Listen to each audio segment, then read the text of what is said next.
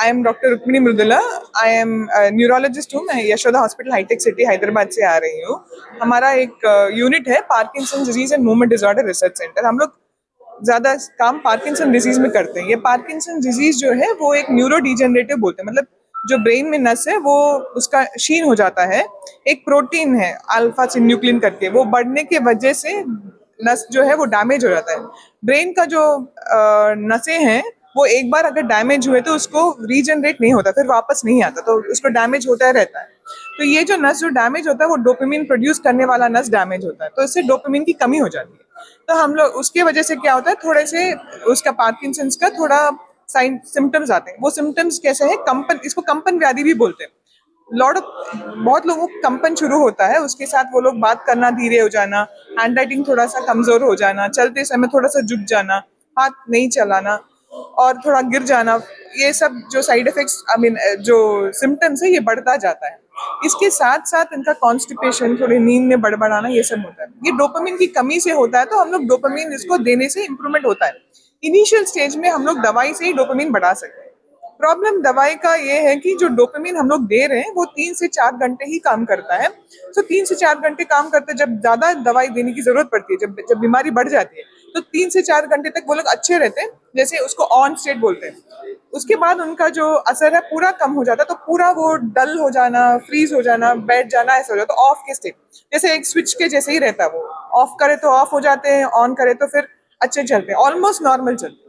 ये 3 से 4 घंटे ऑन ऑफ जो फ्लक्चुएशन होता है, इसके बावजूद, इसके अलावा और जो प्रॉब्लम है वो है कि ज्यादा दवाई दिए तो डोपामिन ओनली जहाँ पे जरूरत है वहां पहुंचने के बजाय पूरे शरीर में पहुंचता है और पूरे दिमाग में भी घूमता रहता है। तो उसकी वजह से थोड़ा सा भ्रम होना, थोड़ा सा कंफ्यूजन होना, याददाश्त खो जाना, कुछ लोगों कोई है हैलुसिनेशंस बोलते हैं, मतलब कोई नहीं है तो भी वो लोग आए जैसे लगना, सब पे थोड़ा सा डाउट हो जाना, अनुमान करना कि मतलब कोई चोरी कर रहे हैं, किसी के साथ वाइफ का थोड़ा सा किसी के साथ अफेयर चल रहा है, ऐसा जो है, ऐसे डेल्यूशंस शुरू हो जाते हैं। इसके अलावा थोड़ा वजन कम हो जाना, नौजिया होना, तो चक्कर आना, बीपी कम होना, ऐसा होता है। तो इस टाइम पे जब दवाइयाँ काम कर रहे हैं लेकिन उसका साइड इफेक्ट ज्यादा हो रहा है, तो हम लोग दवाई नहीं बढ़ा सकते।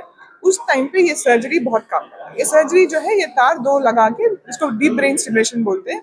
दो तार जहाँ पे डोपामिन की जरूरत है वहीं पे वो तार लगा के बैटरी से कनेक्ट करते हैं। सो इसका तो वो ये जो है नॉर्मली पेशेंट्स को समझ में आता है, क्योंकि जो बहुत लोग को समझ में आता है कि ऑन एंड ऑफ क्या है। तो हम लोग पूछ रहे कि दवाई लेने के बाद आपको 3-4 घंटे काम करता है या 6 घंटे काम करता है या 5 घंटे।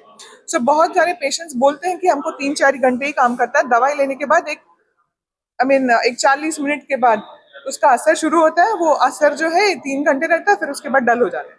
जब ऐसा 3 घंटे या 4 घंटे काम कर रहा है तो सर्जरी की आवश्यकता है। इससे ज्यादा काम कर रहा है, पूरा दिन काम कर रहा है, दवाई 3 बार लिए, अच्छा है, हम लोग चल रहे हैं अच्छे से, काम कर ले सक रहे हैं, तो उनको सर्जरी की जरूरत नहीं है। हम लोग एक टेस्ट करते हैं, ऑन एंड ऑफ टेस्ट करते हैं, वो जो मतलब दवाई के बिना और दवाई देने के बाद कितना असर, कितना फर्क पड़ता है, उस स्कोर में भी हमको समझ में आता है। मैं बता रहा हूँ, मैं डॉक्टर रूपम बरगोहाई हूँ, रिटायर्ड प्रोफेसर ऑफ न्यूरोलॉजी। अभी सीनियर कंसल्टेंट हूँ PDMDRC यानी कि Parkinson's disease and movement disorder research centre, Yashoda hospital Hitec City में। ये संक्षिप्त में बताता हूँ कि पार्किंसंस डिजीज सबसे इम्पॉर्टेंट न्यूरोडिजेनरेटिव डिसऑर्डर है, सबसे सेकेंड कॉमन है एल्जाइमर्स के बाद। 1 लाख में से 50 लोग को होता है, लेकिन बढ़ते जाता है जैसे उम्र में। 60 के ऊपर से ये 50 है, फिर 70 में और बढ़ जाता है और 80 में और भी। तो ये बीमारी बढ़ती जाती है। पहले 3-4 साल हम लोग दवाइयों से मैनेज कर सकते हैं, लेकिन वो दवाइयों का असर उतरते जाता है। वो स्लोनेस यानी कि स्पीड कम हो जाती है, स्टिफनेस ज़्यादा हो जाती है और वो कंपन बढ़ते जाती है। तो इसको ट्रीट करने के लिए जब दवाई काम नहीं करती, ये ऑपरेशन करने की ज़रूरत है।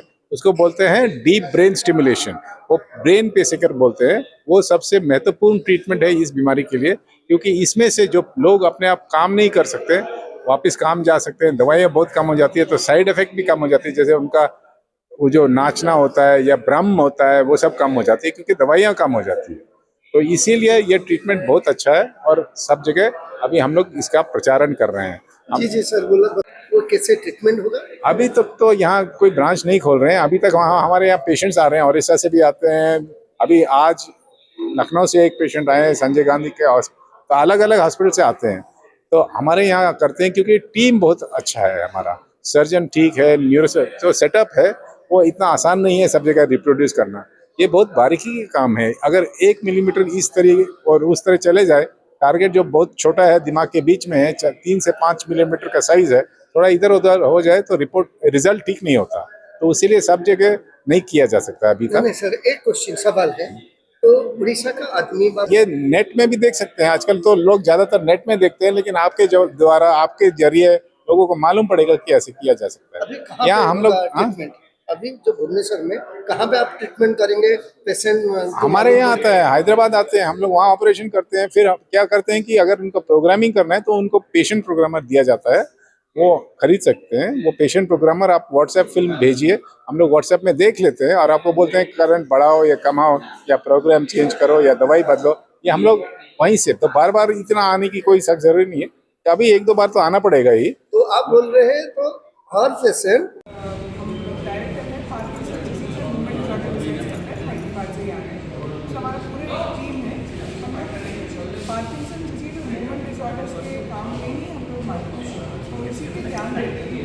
मतलब ये मूवमेंट डिसऑर्डर्स मतलब जो भी घूमने का जो प्रॉब्लम रहता है, न्यूरोलॉजी के अलग अलग जगह अलग अलग सब स्पेशलिटीज है। जैसे अभी खून का बंद हो जाना, स्ट्रोक आना या फिर आना, इसके अलावा जो मूवमेंट डिसऑर्डर्स का हम लोग का ग्रुप है, मूवमेंट डिसऑर्डर्स में ज़्यादा मूवमेंट या कम मूवमेंट, पार्किंसन डिजीज सबसे कॉमन है, इसमें ज़्यादा मूवमेंट है। ये जो पार्किंसन डिजीज के बारे में ऑलरेडी सर बता चुके हैं। पार्किंसन डिजीज के अलावा थोड़े और कंपनी